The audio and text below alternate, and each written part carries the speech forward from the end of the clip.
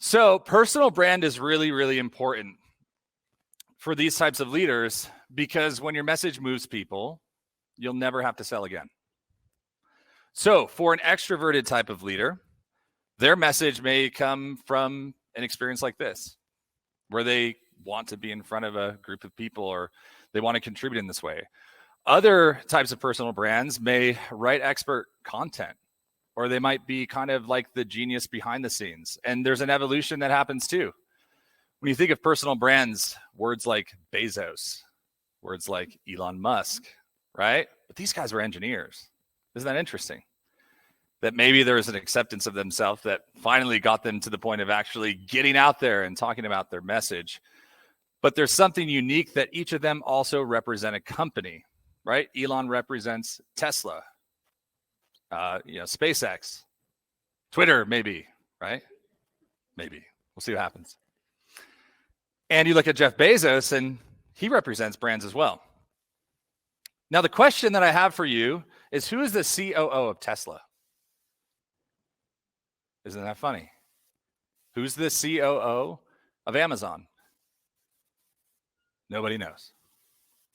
So I think when you find a place of prominence as a business leader, people want to follow you as a person too. And this goes for each of us. And the truth about it is too, that whether you know it or not, you have a personal brand as well. The way that your teams interact with you, or the way that the founder interacts with you. Each and every one of you have a personal brand. So what is a personal brand? It's your ideas, your expertise, your reputation, and your personality. And you can take a screenshot or write it down or whatever, because this is an important thing that you want to remember, especially for those of you who are content creators in the room and are responsible for content marketing for your organization. If you start talking about this concept of personal brand and your founder goes, but yeah, what is that? Well, it's your ideas, your expertise, your reputation, your personality. So typically, the next question that comes after this is, okay, so how would I go about creating a personal brand? Or, hey, Nick, if you say it already exists, then how do I start creating content around it?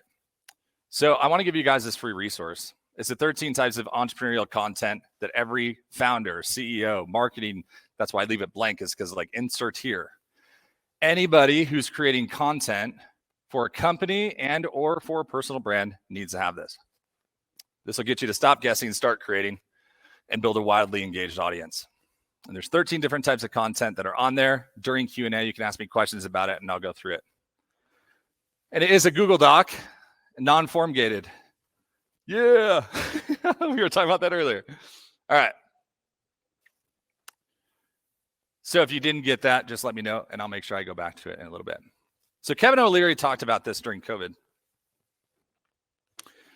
Never in our lives have we had the opportunity to serve such a captive customer. Never in our lives have we had the opportunity to serve such a captive customer. How many of you guys believe that's true? We have the opportunity now to go direct to consumer, unlike any other way, whether you love dancing on TikTok, or you love tweeting on Twitter, or you love hanging out with nobody on Facebook. Or creating reels on Instagram. It doesn't matter. People are consuming content. 7.5 million blogs a day are being written, right? That's insane. Who has the time to read all that stuff? I know I don't. But we live in a world where your online reputation can be your strongest asset or your biggest liability. True or false? True. So when you Google yourself, what comes up? I had a guy I was considering to hire. Oh, God. I can't believe I'm telling you a story right now. I had a guy I was considering to hire, and he just wanted like an outside sales role. And it was a friend of a friend, so I was like, okay, whatever. So we got pretty like far through the process, maybe kind of like a couple, sessions in. And because it was kind of relational, I didn't really think much about it. But I got this gut check of like, just Google him. Just Google him. Sex offender, boom, number one, right? I'm like, oh, dear God. Okay. So if that name's associated with my company, right? And hey, listen, people make mistakes. People also have the opportunity to grow in life. I totally get it. But when it's associated with your brand, for a lot of folks, they can be, guilty by association.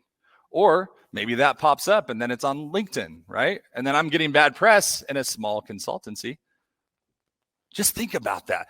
Your online reputation can be your strongest asset or your greatest liability. So if you're not out in front of your brand or that of your company for your founder, then it's kind of like you're in the neutral zone sitting on the bench. Sure, you may be in a position of where you're not getting points scored against you, but you're also not building points for you. So if at some point they maybe have something that pops up in life, well, there's no positive assets. There's only going to be the one negative one, right? Let's ensure that our personal brands carry both redemption and opportunity attached to them, not just maybe something that someone would say on Twitter that would be the first Google result that would then pop up. So back to Kevin O'Leary, from 10% to 48% is how he generated basically keeping his portfolios alive during COVID. 10% to 48% direct to consumer. Think about it. You couldn't go to Bed Bath & Beyond and go buy a pillow. So they had to innovate on the fly. He said from 10% to 48% of their revenue for his portfolios, specific that we're going for direct to consumer, is what he calls pure magic. So for some of you have partners, right? We were sitting around the table talking a little bit earlier around podcasting and different opportunities. There's influencer markets and all these different things. When you start attaching a personal brand of Kevin O'Leary, because I saw these ads for the things that he was representing, that's how he made that magic happen. He leveraged his personal brand to do it. And that's what he calls pure magic. One of the biggest investors in our country, one of the most well-respected, calls personal branding pure magic. How many of you have invested into your personal brand, or you've seen it done at your company of where your founder has invested in their personal brand? Okay. It's the greatest arbitrage and opportunity for the rest of you. And for those of you who are doing it, keep doing it. Oh, one other thing he mentioned, which was really interesting. He said, for my whole career, it was always engineering. So we hired engineers. He's like, now we're spending more money than we've ever spent before on storytellers.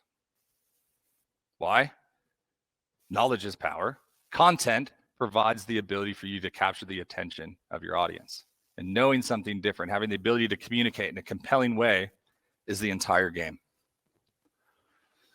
So, talking about the trust factor, we spoke about this yesterday. 92% of people trust recommendations from individuals over brands. How many of you recently, let's just say in the last 60 days, have bought something because a company told you to buy it? 1, 2, 3. Okay. How many of you have bought something in the last 60 days that someone recommended or an influencer recommended? Okay.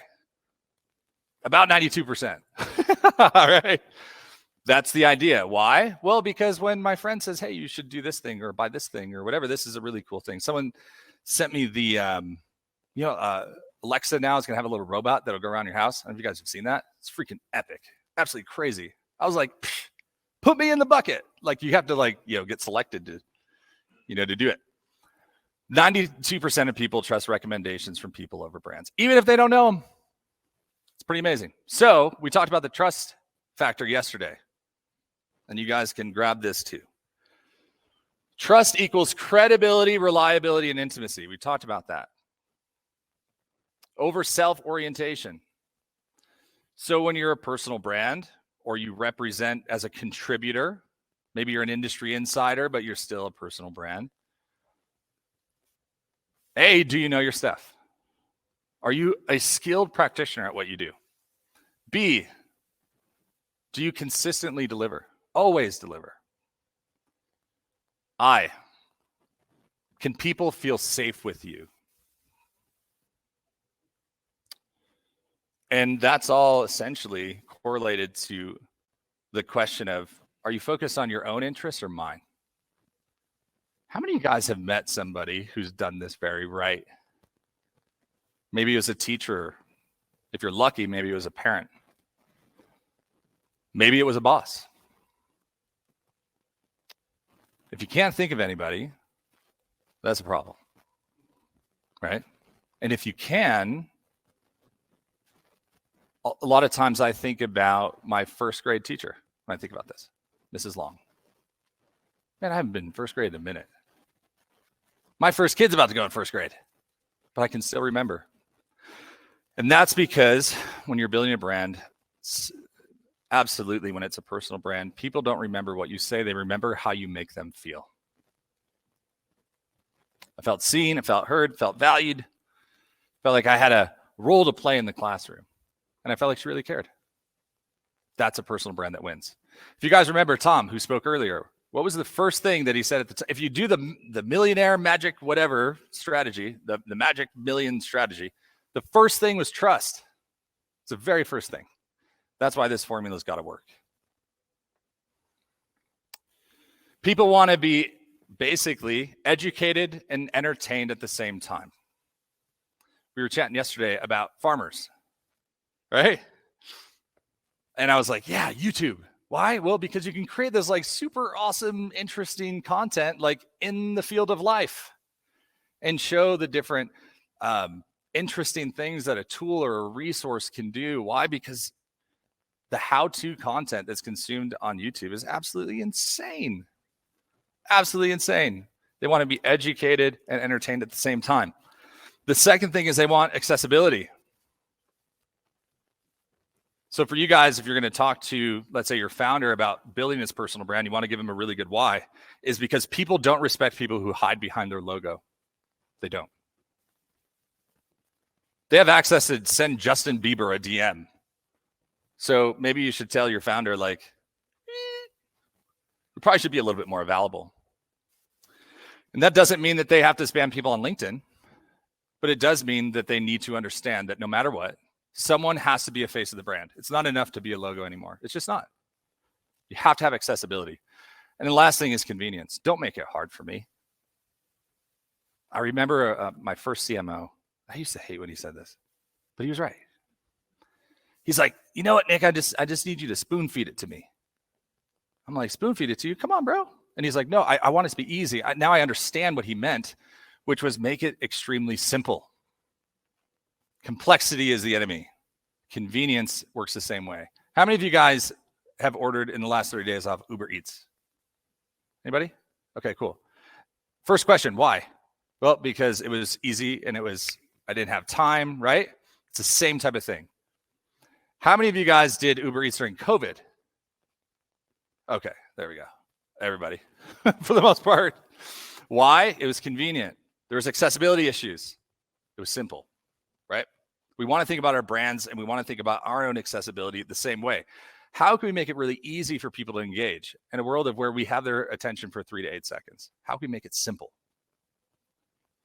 QR codes, make it simple, right? Think about that versus me typing in my last name that nobody can spell. All right. So personal branding has become less of a competitive edge and more of a requirement for companies that are looking to grow. It's a requirement. Don't brush this off and be like, oh yeah, personal branding, that's just for, pop culture entrepreneurs. It's bullshit.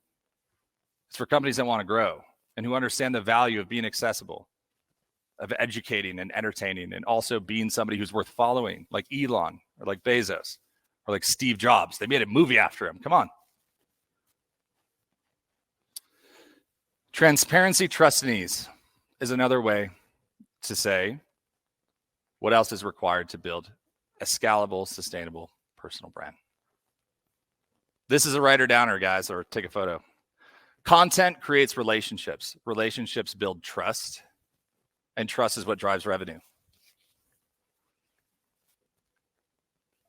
I said it yesterday that marketing is about opening up a relationship and not closing a sale. This works the same way. Remember, the self-orientation and the trust principle has to do with, are they doing this for their own best interest or for mine? I can tell you that whenever I've invested in spending time with the right people, it's never been a bad investment. Because the people that I choose to spend my time with are people who are for the people who they're for. And it's not this self-absorbed thing of come and, work on my stuff and then I'm not going to help you with anything, but you just do all my stuff. I found those people in other places in life that didn't give me joy. So if I'm creating content for someone I really care about, something I really think they'll enjoy, whether it's entertaining or educational in nature, or it's fun and different, or a story that I think that they'll enjoy, that content's going to build a bridge of trust and relationship. They're going to know me a little bit different, a little bit better. And that trust is what's going to drive inquiry and or revenue. So my question for you is, what content are you creating right now that's building a relationship and not trying to build revenue? Because that's where you're screwing up. We live in the most savvy market ever in history right now. So if you can smell your own BS, everybody else can too. And if you know in your heart of hearts, and your name's the contributor for the article on your website, and you're like, my boss just always makes me sell in all these things. Like, where's the CTA? How about you don't have one? It's like human relationship. Like if you're pursuing an opportunity with a client, or even in your content creation process, most people, if they're in a scenario where they're losing, it's because they're going for the jugular. Think about it. Guy meets girl. He says, hey, want to get married? And she says, I'm sorry, I didn't get your name. That's what we do in our marketing a lot of times. So why not have a conversation that builds trust, that builds connection, that finds itself in a common wind or a common wound? That's how people connect. So when your content sounds robotic and you don't give a shit, so why do you expect anybody else to? It shows. Find an opportunity to build a relationship with your content. I promise you it'll change the game. We want to bridge your corporate message and your customer's attention.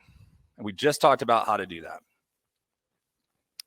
So here are some challenges and opportunities. I'm not going to go over all these, but I'll leave it up for a moment so that you guys can get a feel of some of the things that are happening. Number one, consumer attention is constantly shifting, constantly.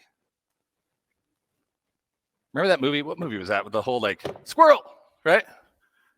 That is like humanity, at scale.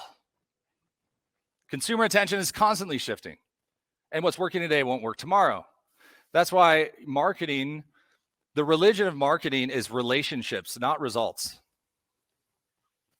So if it's focused on results, what are you going to do? Well, it's like the changing of the sea. It's like, oh, this tactic works. Oh, TikTok, I'm going to, CEO, come dance on TikTok. And he's like, what the hell is going on? You're like, no, trust me, it'll improve engagement. Yeah, I'm sure it will. New relationships. Interesting concept around this is finding out, are you building a community or are you a contributor? There's a big difference. If you're building a community, you have to do that completely different than if you're throwing an event or you're just a contributor on a specific topic. You might be the smartest guy or gal in the world on a specific topic, but your heart might be for community. Shift that. Be an expert. It's totally fine. But if your heart's to build a community, you have to treat that very different. You have to gather people.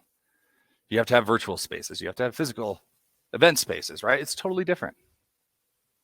And I just compel you from our exercise yesterday to find what you're naturally good at doing. Because some of the best creators in the world that I've seen, they create content about their lawn.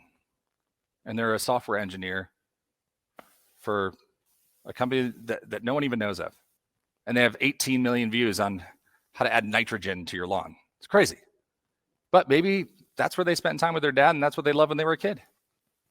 My question to you is, what did you love doing when you were 10, 12 years old?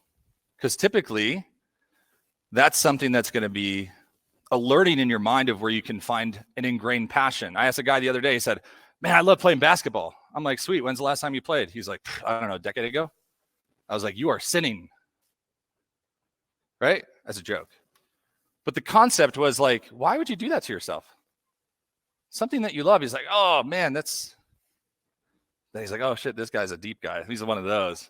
So he's like, oh man, that's a good question.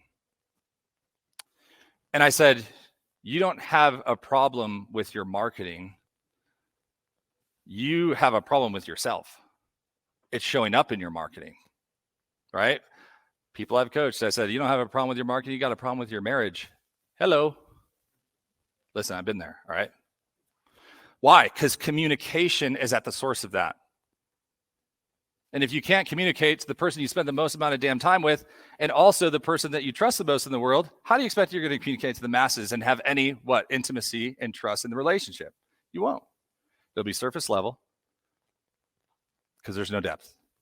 Why? Because the depth doesn't feel safe. Do you guys see what I'm saying? Connecting these dots. Thank you, B. Every year will be a moving target. What works today won't work tomorrow, just like everything else in life. What works today won't work tomorrow. So you got to consistently change your approach. Brands need to be out front with preeminence. Get out in front of the opportunities. Okay, I'm going to keep rolling. Know, like, and trust factor. Creating helpful content and leveraging social proof can help reduce the amount of risks that are associated with your brand. If you want quality traffic and leads, marketing is not just about creating the awareness. It's drawing the right kind of traffic. All right, let's bring this back to human relationship, okay? Guy meets girl. Let's just say, for example, that you have a certain values basis, a certain virtues basis about how you view life. Again, in my community groups, that's what I ask. Number one question, how do you view the world? Why? Well, because you could bring someone in who doesn't have the same beliefs and values as you, and sure, they might look like a great prospect, but if they don't believe the things that you believe, then your organization is not going to be the right fit.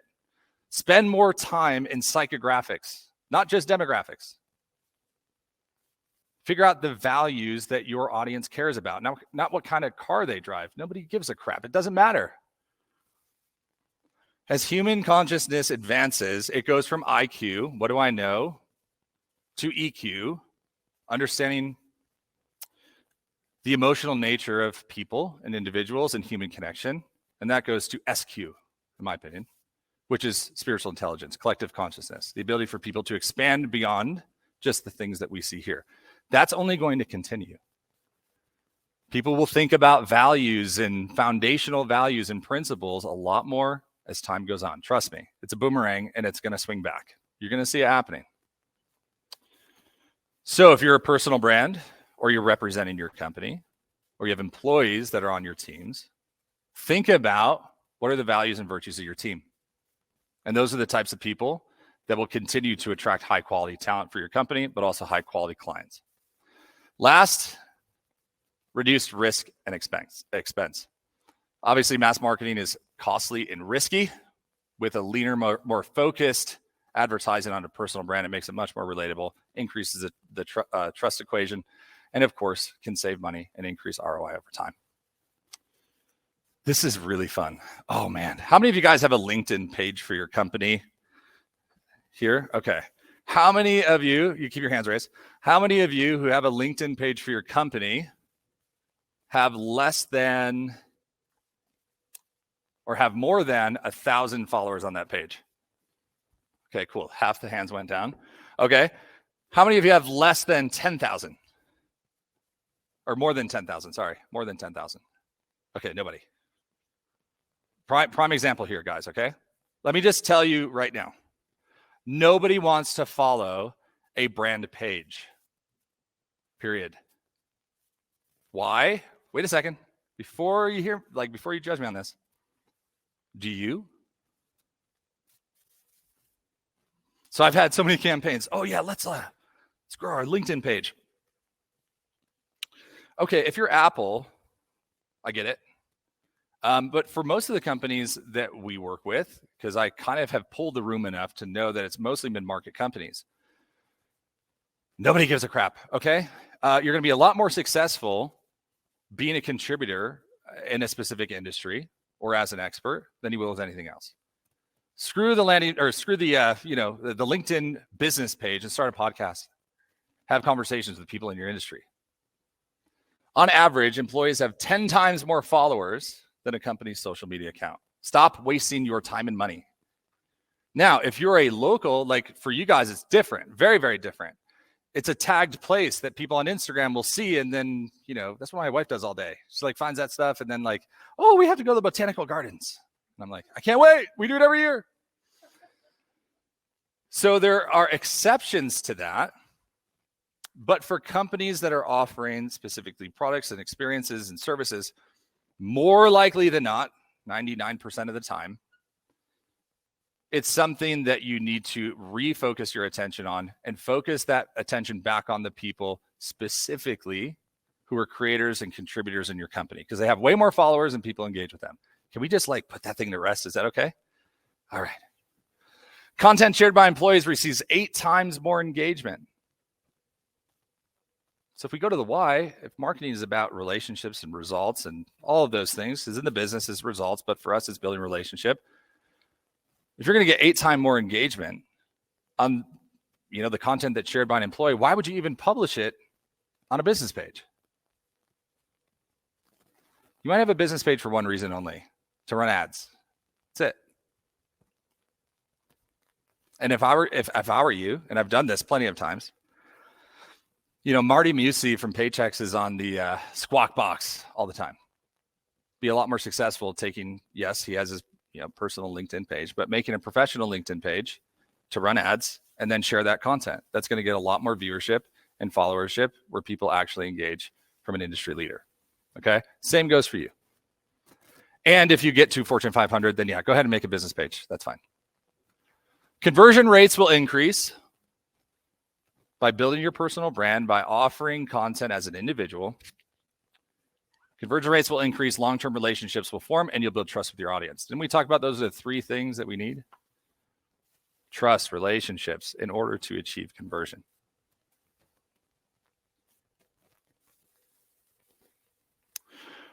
All right.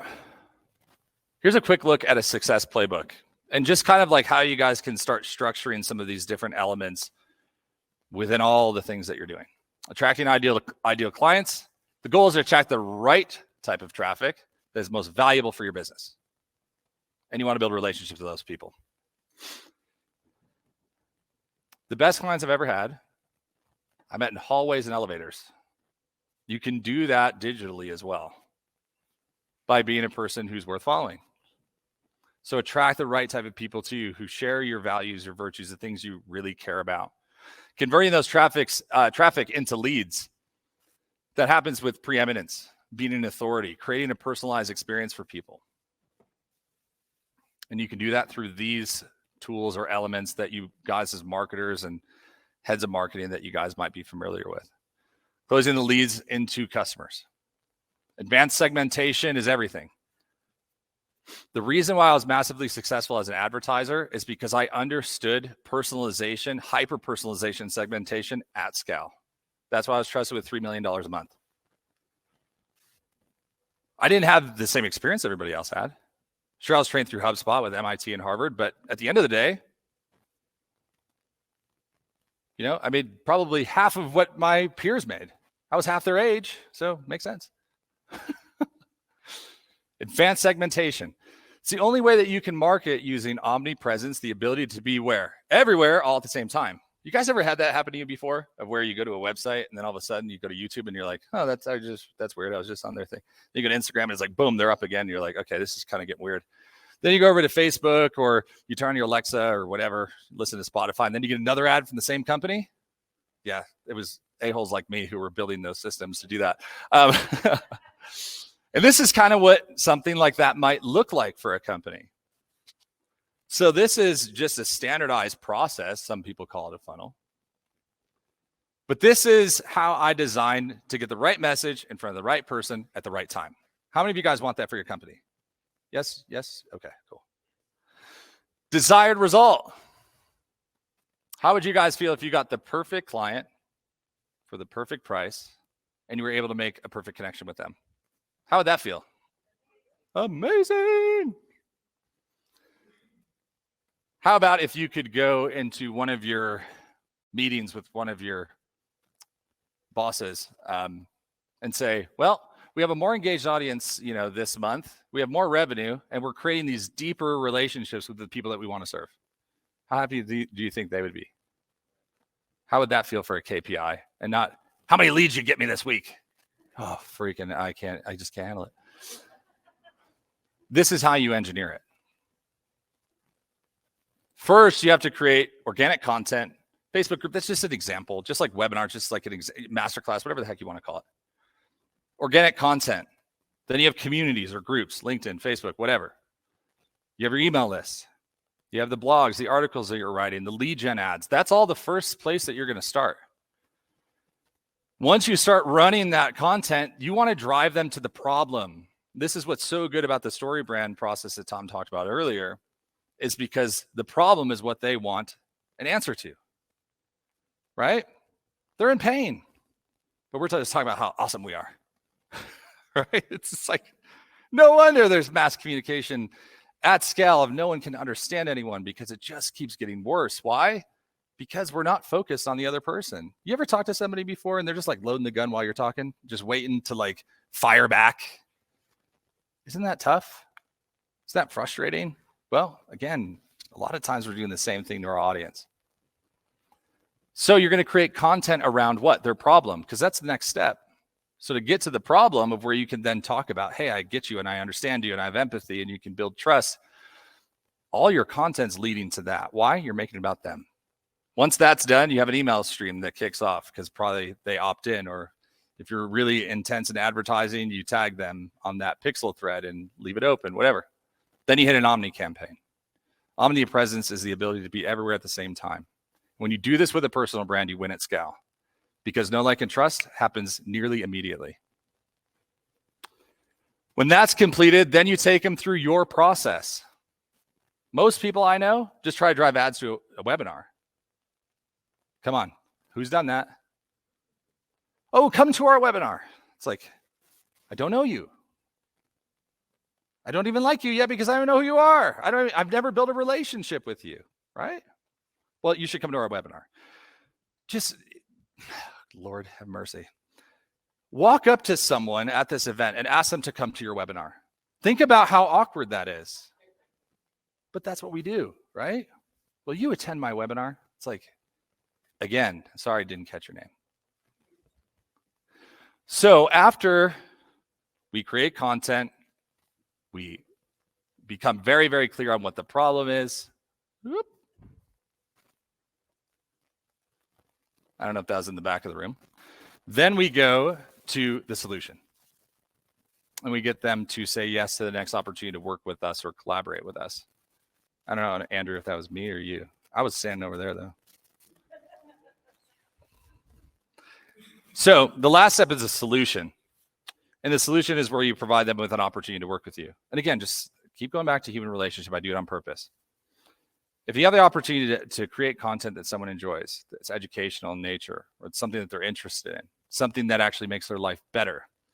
Once that's completed, then you say, hey, I know you have this shared problem, but I'm like the lawn guy who knows how to put nitrogen in the lawn and make it amazing, right? Then you're like, oh, that was my problem, and now I can make it better. Now when you make the lawn better, then I trust you a lot more, right? Because you did what you said you were going to do. The trust equation became more reliable. Then you get to the last part, and it's like, how many bags of fertilizer do you want to buy for next season? That's easy. That's easy. That's something I want to do because you've made my life better. And that's what we have to focus on, especially if we're building personal brands. Because if you're a personal brand that communicates like a corporate person, that's the challenge, right? There's a disconnect. There's no intimacy. There's no depth. So these are some people I've worked with. It's been fun. This is fun too. Data doesn't lie. Brand messages that are shared by employees get 561% more reach, i.e., just let the people in your company become contributors and not just hammering, hey, you should share our brand's content on your personal profile. We've all seen that happen. It's never fun. More engagement. When posted by employees, brand messages are shared 24 times more frequently. That'd probably be 240 times more frequently if you just let the creators who are part of the brand, you gave them permission and empowered them to share their own message. Lead conversion. Generated through an employee's social media convert into customers 7 times more frequently. 7 times. I'm running a campaign right now for Lauren Johnson on LinkedIn. She has like a corporate offering, whatever. So what we do is we just basically set up brainstorming calls with people in our community. Guess who's going to be on next week? Head of HR at Disney. Head of SVP at Marriott. Head of strategic operations at Garmin. 0 ad dollars. Relationship. Brainstorming. Connectivity. One message. 15 people every single week who are all head of companies that are 10,000 and more people. It's so simple. And people always ask me, what's the secret sauce? I'm like, I don't know, I'm a human. More sales revenue companies use social media as a way to generate sales. Outsell their peers by 78% on average. So if you have people in your organization who are in sales and they're not leveraging their social media, I want to encourage you to double check that. And if they are using it, make sure they're using it the right way. What's worse than using the right tool the wrong way? You should see me try to do stuff with my lawn. God, it's horrible. I got like the weed killer that kills grass too. I don't know. I'm from New York. All right. So like I didn't grow up in Denver. And so I'm just like spraying the weeds. Well, then I walk out like a week later and like all the grass is dead. And I'm like, dear God. So I've tried to replant for 2 seasons and nothing works. Right tool, wrong placement. It's the same thing that can happen with our brands online. It's just something to really be aware of. More fun stuff. So let's see if this one's fun. Okay.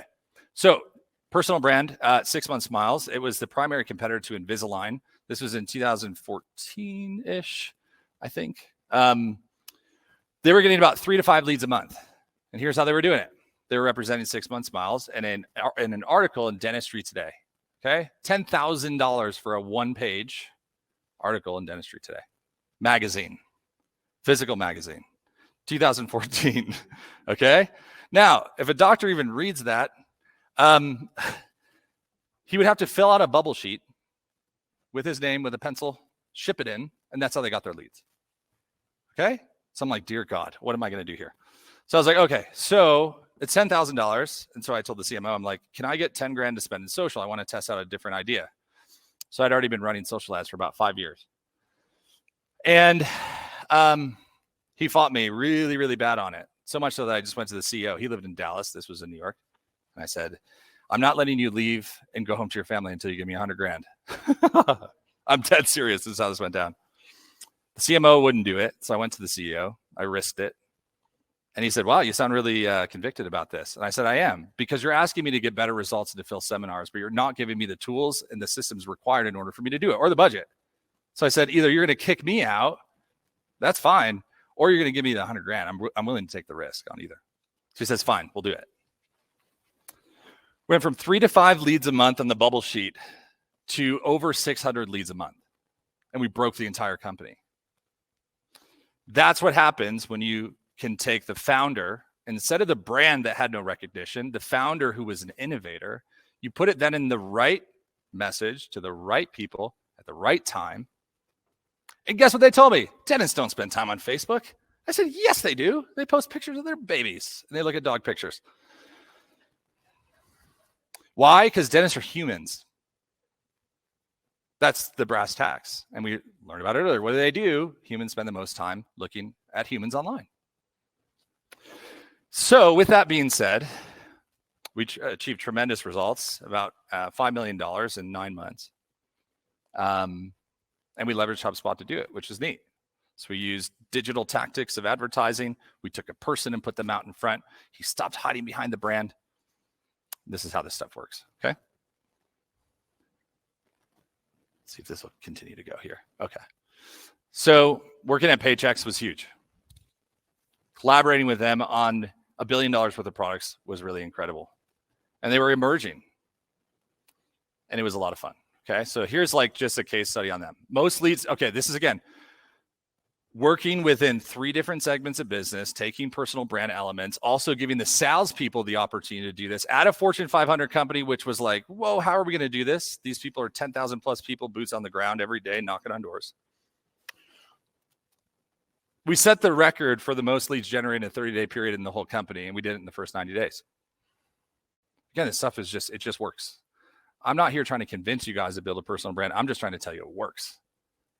And what breaks my heart is when people are putting time, energy, effort, sweat, guts, time away from kids, late nights. And it's like, you're doing all the right things, you're just doing it the wrong way.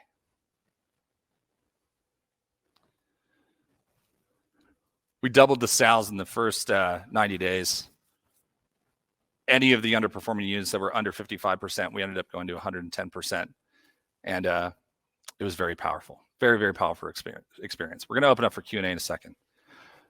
But one other thing that I want to give to you guys, and I wasn't able to go over these today because the context of the room is more so on folks who are working within brands, of where I can compel you and encourage you to spend time building the personal brand of yourself for that company, and then certainly also for the founder.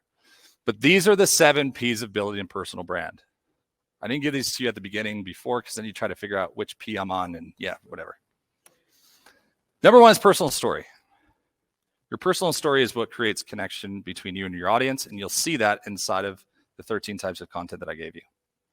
The second thing is your platform. So the simple question for number 1 is, do you have a founder story? If you don't have a founder story about your founder, okay, we're going to start there, right?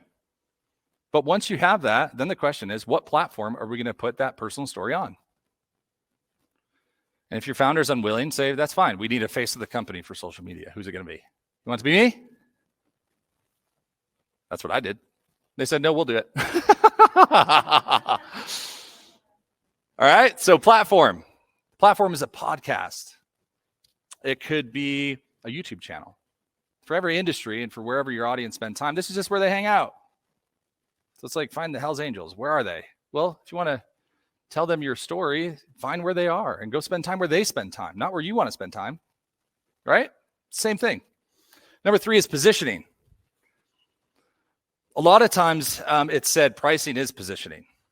And so I have those separated intentionally because, again, when it comes to the positioning of your brand, how are you going to position that organizational leader or yourself? You saw my positioning, right? It's a couple slides back. I went over it quickly. But I could position that I've worked with awesome companies. When you guys look at the agenda of the speakers, that's all positioning. So again, what's the story that you're telling? And how are you positioning that person as an authority, especially for yourself? Number 4 is product. What products are you offering? For what price? How are you pitching? And who are your partners? These are things to think about. And again, when you do this in an organization, they're going to want to have a thoroughbred process. The 7 P's of personal branding are right here. If you want a really amazing book on it, buy the book You Are the Brand by Mike Kim. You Are the Brand. I should have brought them. He's been my business coach for 5 years. He's an incredible guy. And just wrote it's a Wall Street Journal bestseller, and it's had massive success. He also was the ghostwriter for a Don Miller story brand. Little secret there. All right. So the idea is to evolve while industry stays the same. Those who evolve, those who continue to do things differently and better, are the ones who always come out on top. So the last step here is borrow my brain. So we're going to do Q&A now, but if you have a question or if you want to spend some time just chatting for a little bit, you can go scan that and schedule a call with me, and I'm happy to have a conversation with you about how I might be able to help. This is a way that I contribute, give back. And the schedule's pretty open, so if I need to shift things around, I'll let you know. But feel free to do that, and we'll chat for a few minutes. So what questions do we have around personal branding for your organization, for yourself? And don't be bashful about it. You got one over here? We have the... Oh, here we go. Oh, you go. There you go. You ready? What questions? We got about 15 minutes of Q&A, guys, so we got some time. Okay, so I'm wondering if that's the lawn care nut that you follow, because I follow that guy. What's that? On your lawn care guy. Oh, yeah. It's a lawn care nut. I thought you said long hair. No, like, lawn hair nut. That guy is insane, and I love it. Yes, and yes. he is slowly saving my lawn. Yes. He's just such a weirdo. Yeah. I love it. But how do you separate when you're going personal branding and your social media? How do you separate your personal stuff from the work stuff? Mm-hmm. I'll give you a funny example, okay? when you're building it for yourself, like in Facebook as an example, which is primarily a social platform, meaning social for social reasons, right? I said, I want you to view your Facebook profile, not that you have 5,000 friends, but you have 5,000 leads. So if there's anyone on there who's judging you, where you just are like, meh, I just kind of know how that person is, delete them. It's not worth your conscious space for you to then not do your greatest work simply because of the thoughts, judgments, or feelings of other people. So in a social context on a platform like Facebook, it's very relevant. On LinkedIn, for example, like it should be professional content, right? That's what we're used to. If you go one step further, if it's Instagram, you know, I tell people to treat it like a journal. Talk about things that you're passionate about. It doesn't matter what that is, life or business, because that platform is more centric to social currency of influence. So people just want to be like you, or they might want to be interested in the things you're interested in. So it really depends. It's contextual. The answer is contextual, but the idea is the same. If you have any haters, just delete them and then talk about whatever the hell you want to talk about. And that's what people really appreciate is authenticity. So number one thing, authenticity, I would say real and raw is better than authentic. So just be you, because that's what's worth following. And that's what's worth engaging with, is you. So can you post pictures of kids and cats and dogs? Absolutely. Your next post could be specifically about listen to my podcast. If it's LinkedIn, you're probably going to lean more towards things that are going to be helpful and useful for your audience. But if you live your life like a journal on those other platforms, it works pretty good. I try to just like encourage. Like I know that's one of my gifts.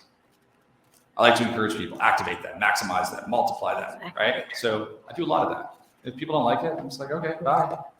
I'm not going to change me. If it's not for you, that's fine. Just eat somewhere else. Is that helpful? Okay. Who else? I'm glad I don't need the mic. You talked a little bit about LinkedIn business pages. Obviously, there's benefits you want to run ads. So let's say my business has, I don't know, 100 followers on LinkedIn or fewer. Am I actually doing myself a disservice by showing that few followers, or are there other benefits? Is it still worth it to have the business page all? Yeah, the way I look at it is, again, it boils down to personal relationship. So if it exists because you have a company profile that exists so that your employees are connected and, you know, it's really just almost like a phone book directory, but unless someone's going to look for it, then it's not popping in their feed. I'm not developing a personal relationship with Walmart. Think about it. I might with one of their employees, and that's fine because they are wearing the name tag that says I work here and they have the blue vest, right? So like that's necessary for the simple point of identification. But I'm not building a relationship with a brand. It's very rare to do that. Very rare. Like you think of Elon and then you think of Tesla and it's like, I had a Tesla. I sold it when all the prices went up on gas because it just was too good not to. But it was like one of those ops, right? Of where it's like, I can build a relationship with a tribe of people who are connected around a common idea.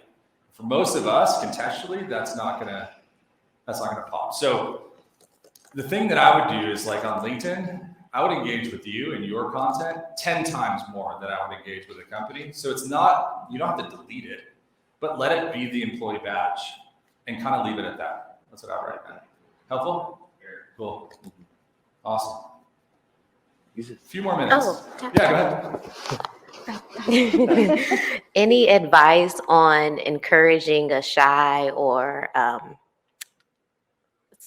CEO or president who's just not used to being in front of the camera? Any advice on how to convince them to get out there a little bit more, and other than, you know, hand holding and massaging and you're so great, you know, how can we people want to hear from you. How can we help to encourage that? But someone said this thing about empathy, right? And it was like, I think it was here. It was like, it's not about putting yourself in their shoes. It's about being them in their shoes. I mean, I've pushed people a lot to create content to get out of their comfort zone. The easiest way to do it is by getting them to tell a transparent and vulnerable story around a challenge they've had in their life. It's rule number one on the whole like 13 types of content thing. And the reason why is because human nature suggests that we're willing to do more for other people than we will for ourselves. And sometimes when you create a story that's really impactful, or you tell a story that's really impactful, they'll do it again because of what it did for other people and the redemption or the transformation that was provided for them. So sometimes it's getting them to talk about something that truly matters to them and out of the lens of even like if they love cooking, let them talk about cooking, like as an exercise, right? But I can tell you for sure, I had a client who was really concerned about creating content online. They just had this whole fear about it. And she was very introverted. She was a physician. She didn't want to go talk about personal things digitally and whatever. So I really took my time working with her. And I said, one vulnerable story. Let me ask you a question. What's the worst thing that you've ever been through in your life that you don't want anyone else to ever experience? Take that for a truth bomb. It was like the gut sank over the Zoom line. I could feel it. I didn't expect her to kind of crack like an egg, right? She's a physician who helps women, and specifically with fertility. And she said, I've had 8 miscarriages. And I was like, whoa, okay, let's go. We're gonna go there, right? So in that conversation, something I've never experienced, right? There was a common wound with her audience. These are the people that she helps every day. And what I found out was the thing that she helps you with every day is the thing of where she's experienced such pain. So as a physician, as someone who's a healer and a guide, bringing them to the promise or the pleasure on the opposite side of immense pain, she shares the same wound. When she talked about that, it went insanely viral. She got over 50 DMs in one day because she did finally publish about it. The local news picked it up. Talk about not wanting the spotlight, and then it's like, whoa, Yeah, and here it comes. Yeah. Wow. She had spoken with her husband before she did it and just kind of said, well, no one will probably even see it. I haven't even told my parents. No one will probably see it. That changed. Yeah. But the reason why she still creates to this day is because she understands the audience of one idea. There's an infinite number of just ones who need to hear the message. And you've got to get them to a place of understanding the benefit for someone else. Now, here's what I will say in a very practical answer. There's 3 ways to create content at Scout: audio, video, written. Most hyper extroverts will want to do written content. And if that's the case, that's fine. Use it as a script and go watch HubSpot's training videos and their marketing videos and re-communicate the content on behalf of the founder as company virtues or values. Yeah. Does that help? Yeah. Y'all should be the stars. Listen, if someone's not going to pick it up, grab the torch. Yeah. There have been some times we've thought about doing that. So that helped. That's helpful. Thank Girl, you. I'll just tell you, like, you don't need permission from anybody but yourself. You are telling the top person who does not like to ask for permission. Really? So yes. Thank you. Yeah. They show a lot of statistics up here. Show them the cost of not doing it. Not that the cost is the barrier, but it's, oh, I don't want you on that for the camera shot.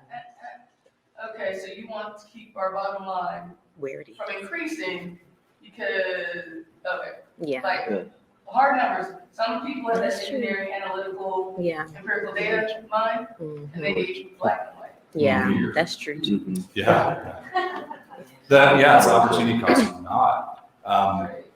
And just, and you know your leader, you know what makes them tick. So that's the other side of it as well. Let's just pay attention to what makes them tick. Go after that. Yeah. Like a hungry lion. Yeah. Get after it.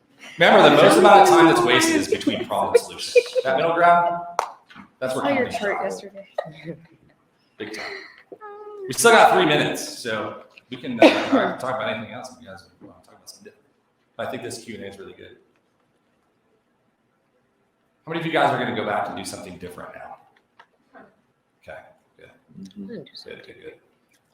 Awesome. What's one thing that you got to wish you would have learned that you haven't yet at this conference?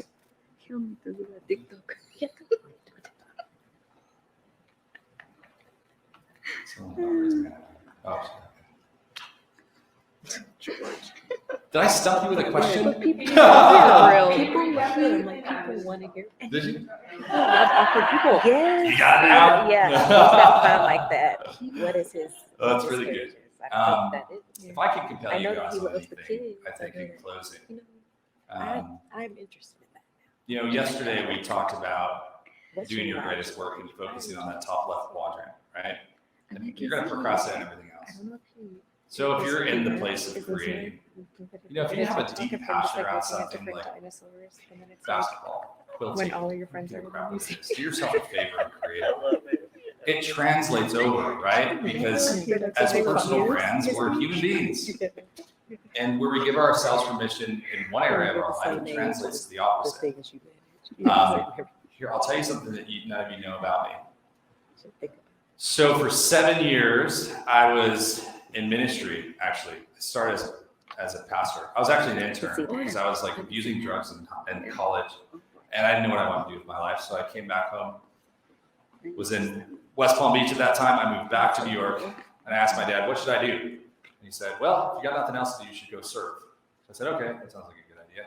Nothing else to do. So I went and served at my church. At that time, there were about 1,000 people a weekend who were showing up. And this guy came up, really kind of awkward, jolly type of guy, like 6'5", like 140 pounds. And he's like, hey, will you give me a hand with some tech stuff? And I was like, sure, I'll help you out. So I started helping him out in tech.